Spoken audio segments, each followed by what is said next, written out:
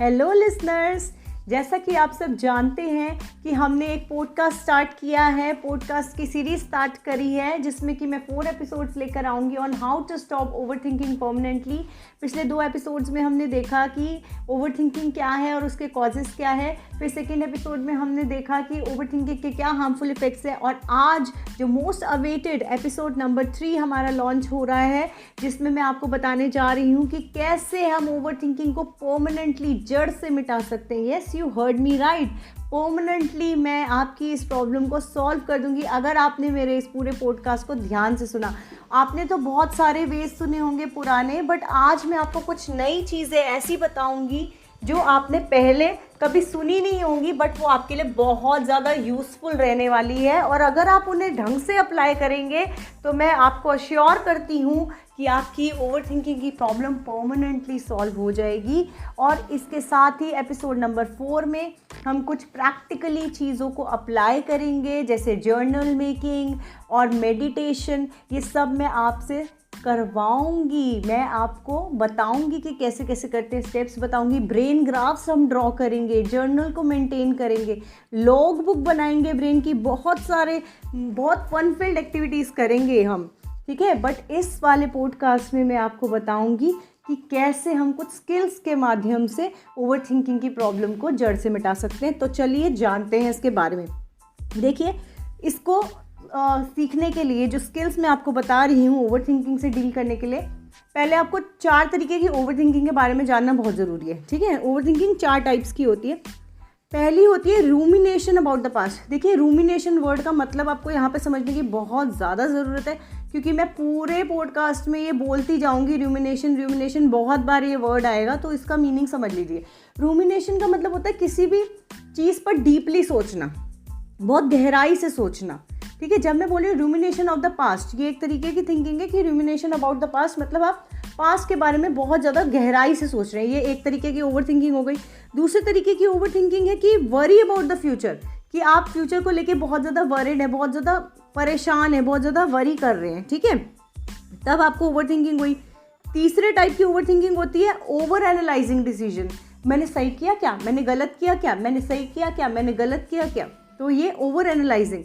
कोई डिसीजन आप लेना चाह रहे हैं या ले लिया है और उसके ऊपर बहुत ज़रूरत से ज़्यादा सोच रहे हैं। देखिए, डिसीजन लेने से पहले सोचना ज़रूरी है, बट ज़रूरत से ज़्यादा सोचना, ज़रूरत से ज़्यादा थिंकिंग करना, क्योंकि डिसीजन लेने के लिए थिंकिंग चाहिए होती है। ज़रूरत से ज़्यादा अगर आप उसको एनालाइज करोगे तो ओवर थिंकिंग करोगे। फिर है सोशल एंजाइटी। कई लोगों को लोगों से मिलने से पहले बहुत ज़्यादा ओवर थिंकिंग होती है, ठीक है, कि पता नहीं वो कैसा होगा, पता नहीं मुझे जज ना करे, पता नहीं लोग क्या कहेंगे, ठीक है। या कुछ किसी को बोल दिया, अरे मैंने ऐसा क्यों बोला, अरे मैंने वैसा क्यों बोला, अरे अब क्या होगा, अरे ये क्या हो गया, अरे वो क्या हो गया। तो सोसाइटी में जब वो डील करते हैं तो उनको एंजाइटी होने लग जाती है, तो वो ओवरथिंक करते हैं, ठीक है। लोगों की वजह से, लोग क्या कहेंगे, क्या मैंने सही बोला, मैंने गलत बोला, ठीक है। इस तरीके की ओवरथिंकिंग जो होती है वो सोशल एंजाइटी कहलाती है, कि लोगों को फेस नहीं कर पाते हैं ढंग से वो लोग, ठीक है। अब हम जानेंगे स्किल्स के बारे में। I am directly coming to the skills, क्योंकि नहीं तो फिर बहुत ज़्यादा लंबा हो जाएगा हमारा पॉडकास्ट। देखिए, पहली स्किल जो मैं आपको बता रही हूँ रूमिनेशन ऑफ द पास्ट को डील करने के लिए, आपको ना सबसे पहले ना नोटिसिंग एंड नेमिंग, ये टेक्निक फॉलो करनी है। इस टेक्निक का नाम है नोटिसिंग एंड नेमिंग, ठीक है। नोटिसिंग एंड नेमिंग में क्या है, देखिए, पहले तो आपने नोटिस करना है कि कब आप ओवरथिंकिंग कर रहे हैं। जैसे आपको पता लगे, आप दिमाग में एकदम से आप मैसेज पूछा कि मैं ओवरथिंक कर रहा हूँ या कर रही हूँ, और लाउडली बोलिए, से इट लाउडली, ठीक है, जोर से बोलिए, बोलिए आई एम ओवरथिंकिंग। सीरियसली आप सोचोगे क्या बेवकूफ़ी भरी बात है। आप जोर से जब कहेंगे ना आई एम ओवरथिंकिंग, तो कहीं ना कहीं वो ब्रेन तक मैसेज जा रहा है और ब्रेन को लग रहा है ये बैड चीज़ है, ओवरथिंकिंग कर रहे हैं, तो ब्रेन फटाफट से उसको रोकने की कोशिश करेगा। जैसे इमरजेंसी अलार्म बजता है ना, वैसा होगा कुछ ब्रेन में आपके साथ, ठीक है।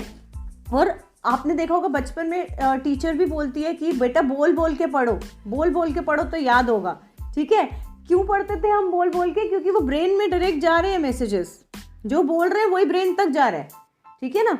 तो आपने नेमिंग करनी है, ठीक है, उसकी, और ज़ोर से बोलना है दैट आई एम ओवरथिंकिंग। अगर आपको ये अजीब लग रहा है तो किसी और पर्सन से बोलिए कि आपसे टाइम टू टाइम पूछते रहे, आर यू ओवरथिंकिंग, तो आपको कहीं ना कहीं अवेयरनेस आएगी इस चीज़ की, ठीक है, और अब उसको कम करने की कोशिश करेंगे।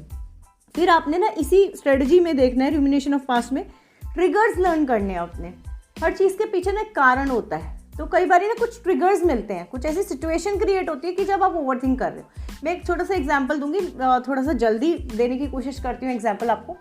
सपोज़ कीजिए एक बंदी है, एक एक लेडी है, और वो एक ऑफिस में काम करती है, वर्क फ्रॉम होम चल रहा है उनका, ठीक है। तो अचानक से उसके बॉस ने उसको ईमेल करा कि I want to see in 2 days, ठीक है। तो अब वो इतनी ज़्यादा एंशियस हो गई, इतनी ज़्यादा वरिड हो गई, इतनी परेशान हो गई, वो ओवरथिंक करे जा रही है। उसको रातों को नींद नहीं आ रही कि पता नहीं मैंने क्या गलत कर दिया, बॉस मुझसे मिलना क्यों चाहते हैं, मैंने कुछ गलत तो नहीं कर दिया। बार बार बॉस के मेल को पढ़े जा रही है, बार बार एनालाइज कर रही है पिछले दिनों में से कोई गलती तो नहीं हुई थी। उसको डर लग रहा है कि बॉस तो मुझे फायर कर देंगे। फिर वो 2 दिन तक सोचिए वो यही सोचती रही, ना नींद कर पाई, ना फोकस कर पाई अगले दिन अपने काम पे। और जब 2 days हुए तो बॉस से मिलने जाती है, और बॉस उसको बोलते हैं कि मैं तो तुम्हें मैनेजर प्रमोट करना चाह रहा हूँ, क्योंकि हमारा जो ये वाला मैनेजर है ये जा रहा है। अब सोचिए वो फिर अपने आप को बोल रही है कि हाय मैं कितनी इडियट हूँ, मैंने अपने 2 दिन ऐसे ख़राब कर दिए ये सोच के। फिर उसको नया टेंशन ये आ गया, अरे नया जॉब दे रहे हैं, मेरे को नई रिस्पॉन्सिबिलिटीज़ हैंडल करनी पड़ेगी, नई चीज़ें देखनी पड़ेगी। फिर वो ओवरथिंक कर रही है, वो फिर उसी लूप में फंसी जा रही है, ठीक है। तो अब देखिए उसकी सिचुएशन कैसे ट्रिगर हुई। जैसे ही उसके बॉस ने उसको बोला दैट ही वांट्स टू सी हर, तो उसकी वो सिचुएशन ट्रिगर हुई, ठीक है। तो हमें ये जानना है कि ट्रिगर क्या करती है चीज़, आपको क्या चीज़ ऐसी है जिससे आप ओवरथिंक करते हो।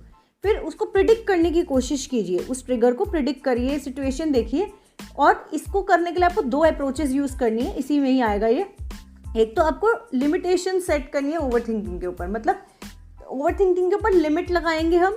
और दूसरा हम क्या करेंगे, अपने जो थॉट्स हैं उनको रीडायरेक्ट करेंगे किसी प्रोडक्टिव परस्यूट पे। अब ये कैसे काम करनी है इन 2 अप्रोचेस के साथ ही, जो भी मैं स्किल्स बताऊंगी इन 2 अप्रोचेस पे बेस्ड बताऊंगी, समझने की कोशिश कीजिए। एक तो हम लिमिट बनाएंगे अपनी ओवरथिंकिंग के ऊपर, बाउंड्री सेट करेंगे। और दूसरा हम क्या करेंगे कि रीडायरेक्ट करेंगे अपने थॉट्स को किसी प्रोडक्टिव परस्यूट में, ठीक है। कुछ काम की चीज़ में वो अपनी एनर्जी लगाएंगे, जो हम ओवरथिंकिंग में लगा रहे हैं एनर्जी, वो किसी प्रोडक्टिव परस्यूट में लगाएंगे, ठीक है। तो समझिए, sorry for my bad throat. Then second आपका है, सेकेंड जो स्किल आपको लर्न करनी है वो है पोस्टपोन और रीस्केड्यूल योर ओवरथिंकिंग। देखिए हमारा ब्रेन ना हमारे साथ बहुत खेलता है, ठीक है, प्लेयर होता है हमारा ब्रेन पूरा, पर हमें इसको आउटस्मार्ट करना है। आपका ब्रेन आपको बार बार बोल रहा है कि मेरे को ये चीज़ सोचनी है, ये मेरे लिए इंपॉर्टेंट है, वो ओवरथिंकिंग करे जा रहा है। आपने उसको बोला है भाई रुक जा, थम जा थोड़ा सा, ये हम जो ओवरथिंकिंग तो करवा रहा है ना मेरे से, हम करेंगे।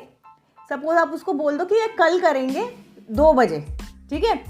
इस तरह से आपने उसको बोल दिया। अपना कैलेंडर देखो, अपना स्केड्यूल करो, अपने ब्रेन को बोलो कि ये इंपॉर्टेंट है, मैं मानता हूँ ये इशू मेरे लिए इंपॉर्टेंट है, इस पर सोचना, पर अभी नहीं सोचते हैं, हम कल 2 बजे इस पर सोचेंगे, आधा घंटा इस पर सोचेंगे, फिर मैं अपना जो नॉर्मल काम है वो करने लग जाऊँगा। ऐसा आप 30 days तक कीजिए, सीरियसली इट वर्क्स। 30 days तक आप अपना कैलेंडर बनाइए कि मुझे, ठीक है, मेरे को सोचना है इस चीज़ के ऊपर, रोज़ सोचना है, से 10 minutes मुझे सोचना है, फिर मैं अपने काम में लग जाऊँगा। इससे आप बहुत सारी अपनी एनर्जी जो है वो सेव कर पाएंगे, क्योंकि आपके ब्रेन को मैसेज मिल गया कि हाँ ये काम करेगा, तो वो आपको बार बार नैग करना जो है बंद कर देगा, ठीक है। तो ये आपने करना है, सुपर पावरफुल मेथड है ये, अगर आप इसको ढंग से यूज़ करेंगे। अगर आप स्केड्यूल करते हैं अपना वरिंग टाइम भी, ठीक है, हम हर चीज़ के लिए स्केड्यूल बनाते हैं, वरिंग टाइम भी अपना बना लीजिए आप, ठीक है। और एक चीज़ मैं और कहना चाहूँगी यहाँ पे, बहुत अच्छी बात बताऊँगी मैं आज आपको। कहते हैं never worry in your head, do it on paper.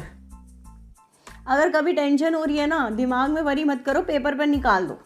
जो भी दिमाग में थॉट्स आ रहे हैं पेपर पर निकालो, फ्री राइटिंग करो उसकी, ठीक है, ताकि वो आप उससे हल्के हो जाए। फिर उस पेपर को जला दो या फाड़ दो, जो भी तुम्हें रिलैक्सेशन देती है वो चीज़ करो, ठीक है। उसको संभाल के रखना, संभाल के रख लो, कुछ भी करो उसके साथ, but get rid of that thought, brain से निकाल दो उसको, एक आउटलेट मिल जाएगा। दोस्त को बोल दो, फ़ोन करके बता दो सब कुछ, ठीक है। उसको दिमाग से बाहर निकालना है, ठीक है। उसके बाद मैंने कुछ लोगों को देखा, मैं करती हूँ स्पेशली ये चीज़, जब ओवर एनालाइज करने लग जाते हैं ना हम डिसीजंस को, तब भी ओवर थिंकिंग बहुत ज़्यादा होती है। तो मैं क्या करती हूँ, मैं प्रोज एंड कॉन्स लिस्ट बनाती हूँ तब, ठीक है। प्रोज एंड कॉन्स देखती हूँ कि यार जो ये मैं सोच रही हूँ, ये चीज़, ये मैं डिसीजन लेना चाह रही हूँ, मैं ओवर एनालाइज कर रही हूँ, तो क्यों ना मैं इसके प्रोज एंड कॉन्स देख लूँ। पर्सनली मेरा फेवरेट है ये। तो मैं देखती हूँ कि इसके क्या फ़ायदे क्या नुकसान है, ठीक है। तो अगर तो मेरे को फ़ायदे ज़्यादा दिखते हैं तो मैं वो पॉजिटिव डायरेक्शन में लेती हूँ डिसीजन। अगर मुझे लगता है नहीं इसमें कॉन्स ज़्यादा, तो वो मैं छोड़ देती हूँ, क्विट कर देती हूँ।